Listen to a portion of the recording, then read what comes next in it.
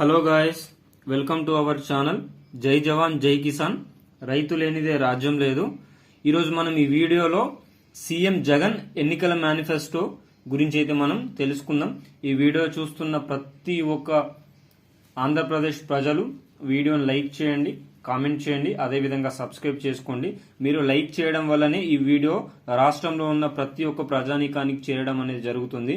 మీరు ఇచ్చే ప్రతి ఒక్క లైక్ నాకెంతో బూస్టప్ నిచ్చి ప్రభుత్వానికి సంబంధించిన పథకాలను మరికొన్నిటిని మీ ముందుకు తీసుకొని వచ్చే యోచనలో నేను కూడా ఉంటాను. వీడియో నచ్చితేనే మీరు లైక్ చేయండి, నచ్చకుంటే లైక్ చేయకున్నా పర్లేదు, కానీ వీడియో నచ్చితేనే లైక్ చేయండి.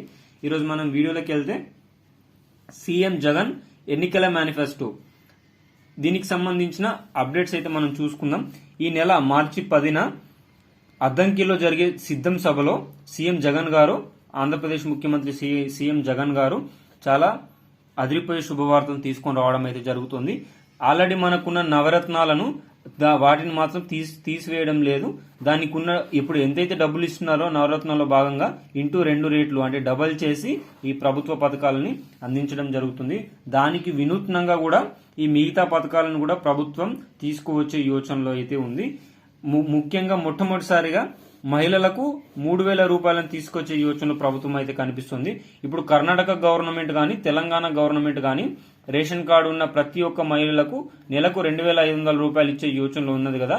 దాన్ని దృష్టిలో పెట్టుకుని మన సీఎం జగన్ గారు కూడా మహిళలకు 3,000 రూపాయలను ఇచ్చే యోచనలో ప్రభుత్వం అయితే కనిపిస్తుంది. మరి తెలంగాణ, కర్ణాటక మాదిరిగా తెల్ల రేషన్ కార్డు ఉన్న వారికి మాత్రమే ఇచ్చే యోచనలో మన ఆంధ్రప్రదేశ్ ప్రభుత్వం అయితే కనిపించడం అయితే జరుగుతుంది. దీనికి సంబంధించిన పూర్తి వివరాలను కూడా తొందరలోనే ఇప్పుడు ఈ నెల 10న అద్దంకిలో జరిగే సభలో సీఎం గారు పేర్కొనడం అయితే జరుగుతుంది. ఇప్పుడు తెలంగాణలో వచ్చేసి 3 లక్షల వార్షిక ఆదాయం ఉండాలి. అదే విధంగా 5 ఎకరాలు అయితే పట్టదారు కాకూడదు అని కొన్ని గైడ్ లైన్స్ అయితే రావడం జరిగింది. ఇప్పుడు మన ఆంధ్రప్రదేశ్ లో కూడా అదే విధంగా వచ్చే అవకాశం అయితే ఉంది. 3 లక్షల వార్షిక ఆదాయం, గవర్నమెంట్ ఎంప్లాయ్ కాకూడదు, ఈ విధంగా కొన్ని రూల్స్ అయితే రావడం అయితే జరుగుతుంది.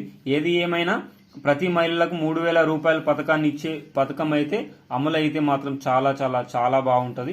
అదేవిధంగా రైతు రుణమాఫీ 2 లక్షలు, ఇప్పుడు తెలంగాణలో కూడా రైతు రుణమాఫీ 2 లక్షలు ప్రభుత్వం ముందుకు తీసుకొని రావడం జరిగింది కదా. ఇంకా అది అక్కడ ఇంకా ఇంప్లిమెంటేషన్ కాలేదు. కానీ మన సీఎం జగన్ గారు ప్రతి ఒక్క రైతు రుణమాఫీ 2 లక్షల రూపాయలు అయితే చేస్తా అని చెప్పేసి అనుకుంటున్నారు.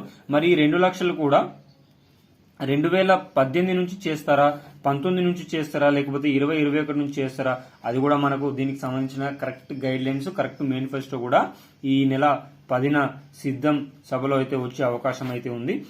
సో రైతు రుణమాఫీ చేస్తే కూడా ప్రభుత్వం రైతులకు ఎంతో ఆసరాగా నిలిచినట్టు కూడా మనం పేర్కొనవచ్చు.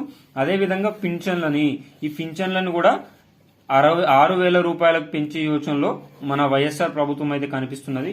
ఆల్రెడీ మనకు జనసేన ప్లస్ టీడీపీ వాళ్ళు కలిపి కూడా పింఛన్లని 6,000 రూపాయలకే ఇస్తాము, అదేవిధంగా బీసీలకు 50 ఏండ్లకి ఇస్తామని చెప్పి పేర్కొన్నారు కదా. వీళ్లకు ధీటుగానే సీఎం జగన్ గారు కూడా పెన్షన్లను 6,000 రూపాయలకు పెంచే యోచనలు అయితే మనకు క్లియర్ కట్ గా కనిపిస్తుంది. పెన్షన్లను 6,000 రూపాయలకు పెంచితే వృద్ధులకు, వికలాంగులకు చాలా ఎక్కువ మోతాదులో యూజ్ అయ్యే అవకాశం కూడా ఎక్కువ మోతాదులోనే కనిపిస్తున్నది. ఇప్పుడు అదే విధంగా మన అందరికీ తెలిసిందే, చంద్రబాబు నాయుడు గారు మనకు ఆల్రెడీ పేర్కొన్నారు, నేను అధికారంలోకి వస్తే మహిళలకు ఉచిత బస్సును కల్పిస్తాను అని పేర్కొనడం అయితే జరిగింది.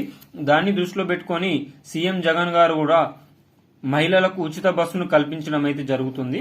సో దీనికి సంబంధించి కూడా ఈ ఎన్నికల మేనిఫెస్టోలో చేర్చడం అనేది జరుగుతుంది. ఇప్పుడు మరి మహిళలకు ఉచిత బస్సు కేటాయిస్తే ఆటో వాళ్ళు నష్టపోతారు కదా. ఈ విధంగా నష్టపోయే తెలంగాణలో ఉన్న చాలా మంది ఆటో వారు సూసైడ్ చేసుకుంటున్నారు. దీన్ని బట్టి కూడా ఆటో వారికి 12 నుంచి 15,000 మధ్యలో వార్షికంగా ఇచ్చే యోచనలో ప్రభుత్వం అయితే కనిపిస్తోంది. దీనికి సంబంధించి కూడా ఎన్నికల మేనిఫెస్టోలో చేర్చే అవకాశం ఉంది. ఆంధ్రప్రదేశ్ గవర్నమెంట్ సీఎం జగన్ గారు ఆటోలకు 12 నుంచి 15,000 వార్షిక ఆదాయం ఇచ్చే, అంటే 15,000 రూపాయలను ఇచ్చే యోచనలో ప్రభుత్వం అయితే కనిపిస్తున్నది. ఏది ఏమైనా సీఎం గారు ఇచ్చే ఉచిత పథకాలు ప్రతి ఒక్క నిరుపేద రైతుకి, నిరుపేద ప్రజానికానికి అందేలా చూడాలి.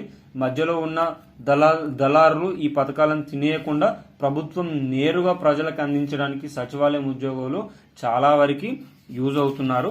మీ అందరికీ ఈ వీడియో నచ్చితే మాత్రం లైక్ చేయండి, సబ్స్క్రైబ్ చేసుకోండి.